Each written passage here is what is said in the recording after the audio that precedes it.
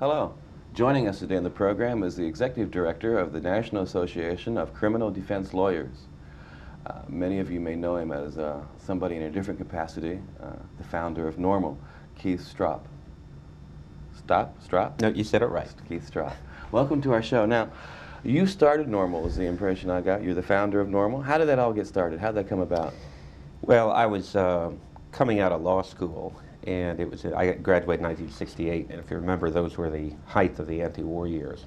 So like a lot of law students, I'd first been introduced to marijuana as part of the anti-war movement. It was, back then, if you smoked a marijuana cigarette, you were making as much a political statement as you were enjoying a recreational drug. You were essentially thumbing your nose at the establishment that had gotten us into the quagmire of Vietnam.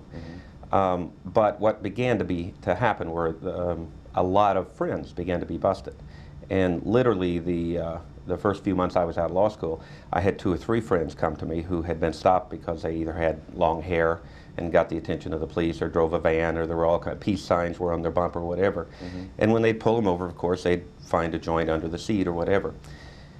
And as a young lawyer trying to figure out how to help these folks, I had also just spent 2 years working on a group called the National Commission on Product Safety.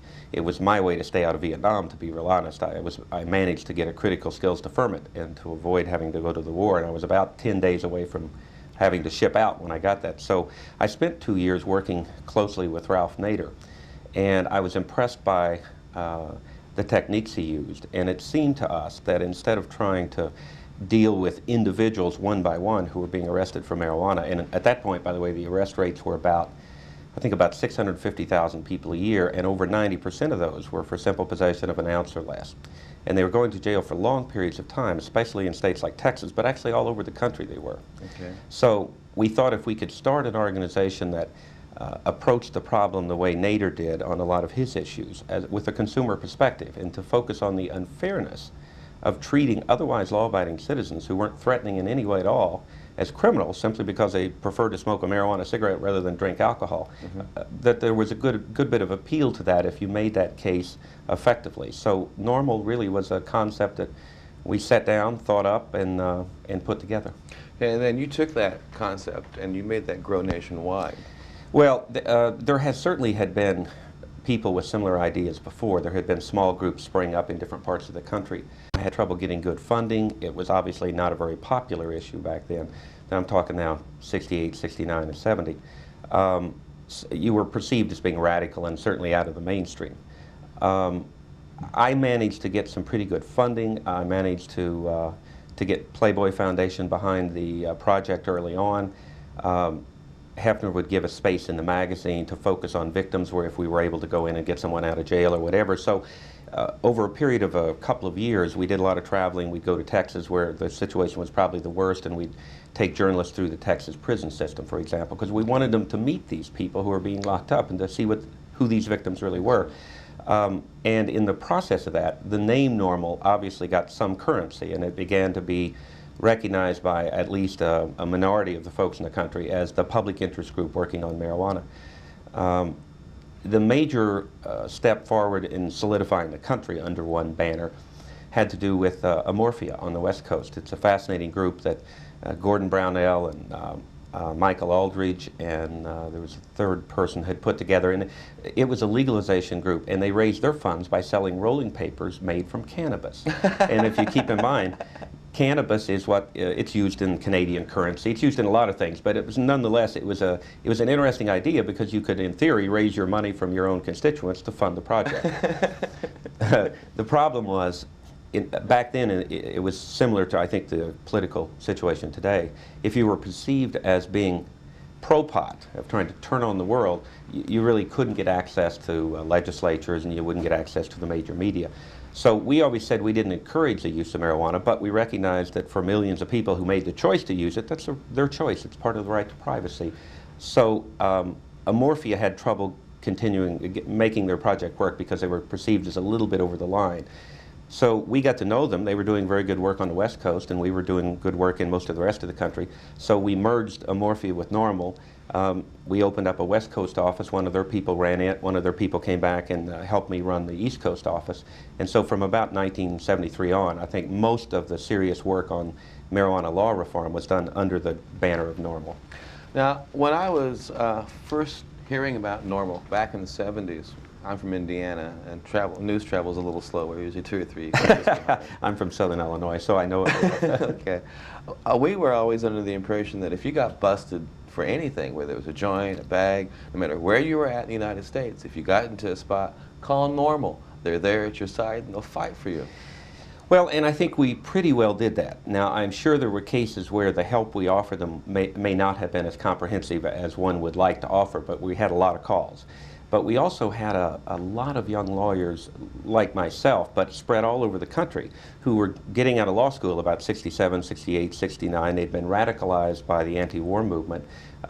They began to get active in other social issues. So it was feasible back then that when those phone calls came into my office in Washington, I could pick up the phone, and I had lists of half a dozen or more dedicated active lawyers in almost every state that would, at no cost, drive across the state or whatever, get a bail hearing, get this poor kid out of jail, figure out if they could negotiate something, or if not, represent him. And most of those times for no fee at all. They were really dedicated lawyers. So I think that was an accurate perception of a lot of our activity in the 70s. But again, keep in mind that we had to help people, because that's what the guts of the issue was about. And we also had to make sure the rest of America who didn't smoke marijuana got to know some of these people. And the way we did it was we would go help them, and then we would, with their permission, publicize the case, both in the local media and sometimes in the national media. When did that start to change? I know that people now, sometimes when they ring up NORML, they have difficulties in reaching assistance. I'm not sure I can exactly follow it. I can tell you I was with NORML from, well, we started it in 1970, and I left in mid-1979, so I ran it for about the first 10 years. Their political side, I think, atrophied during the 80s. They still have an active legal committee, but it's a legal committee that mainly holds CLE programs. In other words, they train other lawyers. And they do some very good work, and they have some of the finest lawyers in the country that still are active on that side. But when the political climate of the country began to get more conservative, I would say the parents group started making a big impact, anti-drug impact in the late 70s, and then they really took hold in the early 80s. NORML got positioned somehow to where they were no longer allowed to play. If you had a legislative hearing in Congress or in one of the states during the 70s, they wouldn't have thought about having a hearing without inviting us to have at least one spokesperson. And in fact, the majority of the hearings that were held, we put on. We had a traveling roadshow of psychiatrists and pediatricians and researchers. Dr. Whipple, a wonderful pediatrician in her 80s, Zinbergen, Weil at Harvard, Ungerleider at UCLA. We had some world-recognized psychopharmacologists and others who were willing, and we would raise the money to do this, but we would line up 3 or 4 states and set up state legislative hearings and take these people state to state so they could hear from the real experts. Excellent. Sometime in the early 80s, they quit allowing NORML to participate, and we were defined once again, or the organization was, as being too radical. But I don't think NORML had changed. I think the country had changed. It had gone this direction, to the right. Okay. Now, I know that our laws have gotten a little different over the past several years, and we hope to cover some of these aspects in your opinions, if they've gotten worse or better, when we come back after this. Welcome back to our discussion with Keith Stroup. Keith, do you think that the laws have gotten worse or better? I mean, in some ways they've gotten, we know that we got the medical taken care of now, maybe in San Francisco.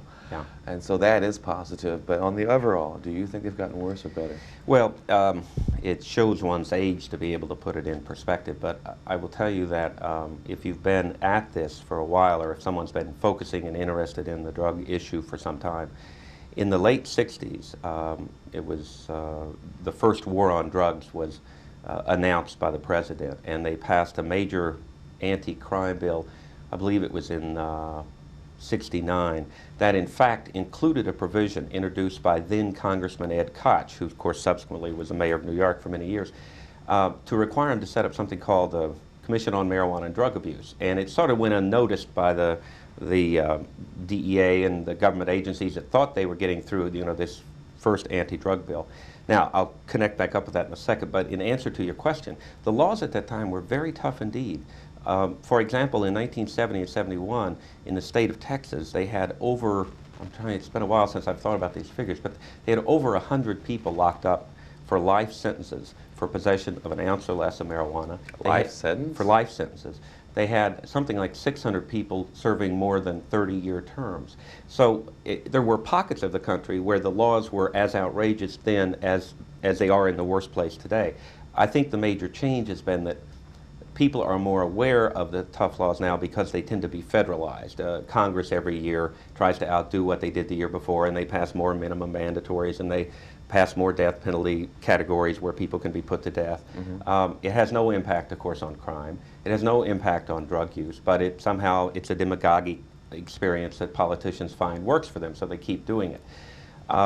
So things are, I would say, about as bad now as they've ever been, because you've now had all of the Reagan era and 2 years of the Bush era where they're trying to outdo themselves and show how against drugs they are by locking up more and more people.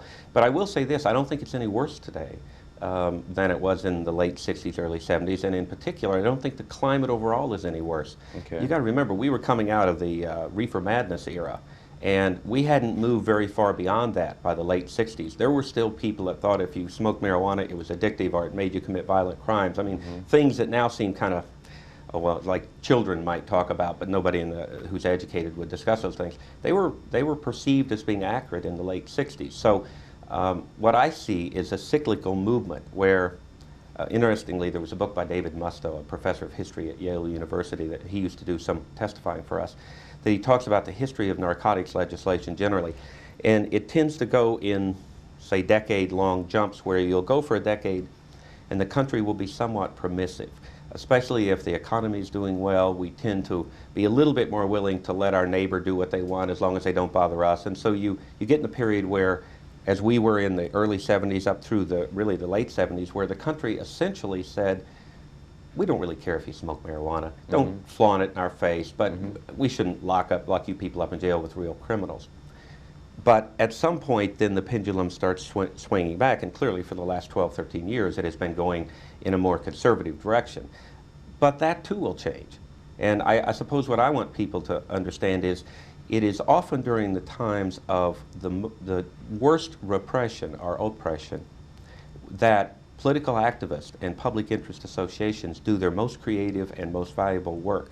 Our best work at NORML, I honestly believe, was during the early and mid-70s when it was tough out there and there was a threat of being arrested at every stop, and the police were, they didn't even want us coming into town. When we started making progress and started being more acceptable, and then when Jimmy Carter became president, etc., it was difficult to know what to do. We weren't used to being insiders. So I would suspect what you're going to see is, as bad as things are today, 3 or 4 years from now, I think we will look back and feel very good about the progress and unexpected progress in a lot of cases that are going to be made in the next few years. I don't think it's a hopeless situation. God, I hope so. There are so many people out there now. Oh yeah, I know. Victims. Now, you commented earlier in our discussion that you worked in association with Ralph Nader. Now, that must have been interesting and beneficial to what you were doing at NORML. Well, I think he's the ultimate public interest lawyer and probably the role model for hundreds and hundreds of people who came along after him. I was lucky in that when I was hired at this Commission on Product Safety, they hired 4 young lawyers right out of law school. And our immediate boss was a lawyer from Harvard who had been Ralph Nader's roommate in law school. And when Nader first came and set up his first public interest group in Washington, this man had been his executive director. So it gave me a chance to study at the feet of people who I consider to be the masters. I think they probably defined the whole field of public interest law. Okay. Now, do you see the hemp movement taking a major effect into the economy soon? And if so, on a national scale? Or is it a global outside of America? Or well, I've been fascinated by the attention paid in the last year or two, finally, to arguments that had sometimes been made earlier, but apparently didn't catch on for some reason. What I saw is during the 70s, we focused on getting kids out of jail, or people out of jail for smoking grass. That seemed to be the area that needed the attention, and also the area that people were willing to reconsider. Maybe they are overreacting to this whole question of whether somebody smokes a joint. The medical issue began to come along in the mid-'70s. When I remember when Bob Randall first walked in my office and said, "I'm a glaucoma patient. When I smoke marijuana, my vision clears up." I thought this is wonderful news. I also wondered if I was dealing with somebody who was a little flaky. Now, over the years, obviously, I got to know Bob. I greatly respect him, and he's led the charge on this whole question of the medicinal uses of marijuana. But for a number of years, I think that issue has carried its burden. There's been probably more progress made in that part of the drug issue in the last 10 years than in any other. Now what I see is this economy, or ecology and economy movement beginning to discuss seriously what hemp could do for our economy and how it could help us avoid polluting our ecology. All of that is both good in the sense that I think it has merit in its own right. It's also good because it makes it more difficult for those who want to continue to treat us as criminals to justify marijuana as some evil drug. So I'm delighted at the movement, and I suspect that it has a lot of, there'll be a lot of progress in that area too. Okay, now currently you're working for the National Association for Criminal Defense Lawyers. Could you tell us a little bit what that's about, and does it still allow you to keep your hand active in the hemp movement? Well, I haven't really for the last 10, 12 years. I haven't been active in it. I still know some of the people, and occasionally I'll drop by a meeting or something. I certainly feel a sense of history and connection to it. But the hemp movement, I think, is kind of a younger person's game. Not entirely, but I mean, I think it's important for all issues that every few years you have a new young group of idealistic and committed and energized people who care very much about the issue that you kind of pass the baton to. Sometimes they take it. I mean, they're just good enough, they start doing good work, and you start realizing you want to help them with their projects. Now, what I do now is not terribly different, but it's not quite as focused. I represent a cadre of lawyers who are terribly committed to the Bill of Rights. They're very concerned that the war on drugs has in fact become a war on the Constitution. And that what the Supreme Court has done in essence is they've created an exception to the Fourth Amendment that's a drug exception. If drugs are involved in a fact situation, they will overlook police conduct or overlook the absence of a warrant and justify it on the basis of it's drugs. But if it's in an area without drugs, absolutely, they throw the evidence out. Well, there's no drug exception in the Constitution. That's been created. They don't call it that, but that's what they've done. So I do much the same kind of work, but it's a little more broad-based. We oppose the death penalty. We train criminal defense lawyers so that they can do a better job at assuring that a citizen who is arrested has a fair chance to tell his side of the story, and that unless the government meets their burden, that individual ought not to be in jail. It's important work. It's not terribly different from what I did at NORML. Okay. We have about a minute left. Our audience, I'm sure, is very interested in your background and your knowledge and your perception of your avenues that you've walked down in life. Is there anything that you'd like to share that would be well, I'll tell you, there was once when I was young, I'm 47, so when I was younger, I guess I'm not quite dead yet, but I went to Ramsey Clark when I was first thinking about starting NORML, because he was a hero of mine from his anti-war work, etc. And I wanted to do it. I had it formulated, but it was a little scary to quit my job and jump off the deep end. Ramsey said to me, I'd read his book, I'd read his book, Crime in America, and he talked about the need to legalize drugs. He said, Keith, do it. And I said, well, I want to, but I need encouragement from people like you who I respect, and you're wiser. It seems kind of suicidal. And he said, do it when you're young, when you can be idealistic and make those kinds of risks, take those kinds of chances. When you're older and you have kids in college, you have other considerations you have to make. So I would say the same thing to younger folks. If you've got a sense of commitment and you feel that something you care about is important enough, follow that. It really is important. I have never had a moment of regret for the 10 years I spent running NORML. Thank you very much. I've enjoyed having you on our show. I'd like to have you come back sometime. Thank you, Casper. And until we have the opportunity to get together, keep active in your community, keep healthy, keep wise, keep strong.